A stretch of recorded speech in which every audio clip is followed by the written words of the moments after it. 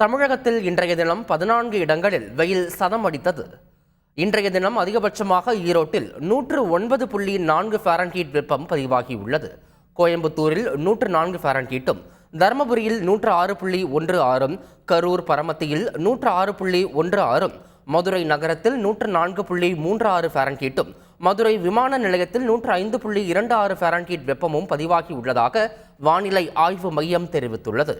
நாமக்கல்லில் 104 ஃபாரன்ஹீட்டும், பாளையங்கோட்டையில் 102.38, சேலத்தில் 106.88, தஞ்சாவூரில் 102.2, திருப்பத்தூரில் 105.44 ஃபாரன்ஹீட்டும், திருச்சிராப்பள்ளியில் 104.54 ஃபாரன்ஹீட்டும், திருத்தணியில் 105.44 ஃபாரன்ஹீட்டும், வேலூரில் 106.7 டிகிரி ஃபாரன்ஹீட்டும் வெப்பம் பதிவாகியுள்ளது.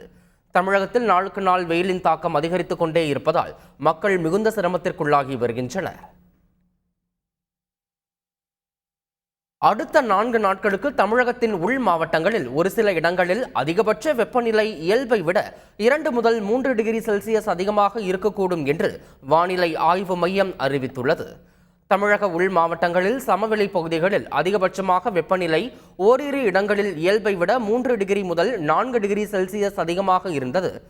தமிழக கடலோர பகுதிகளில் இயல்பை விட அதிகமாகவும், புதுவை மற்றும் காரைக்கால் பகுதியில் இயல்பை ஒட்டியும் இருந்தது. அதிகபட்சமாக ஈரோட்டில் 42.2 டிகிரி செல்சியஸ் வெப்பநிலையும், கரூர் பரமத்தியில் 41.5 டிகிரி செல்சியஸ் வெப்பநிலையும் பதிவாகியுள்ளது.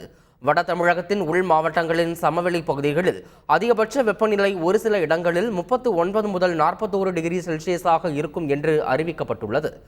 மற்ற மாவட்டங்களின் சமவெளி பகுதிகள், புதுவை மற்றும் காரைக்கால் பகுதிகளில் வெப்பநிலை 34 முதல் 38 டிகிரி செல்சியஸ் வரை இருக்கக்கூடும் என்றும் அறிவிக்கப்பட்டுள்ளது. செய்திகளை உடனுக்குடன் தெரிந்து கொள்ள உடனே சப்ஸ்கிரைப் பண்ணுங்க.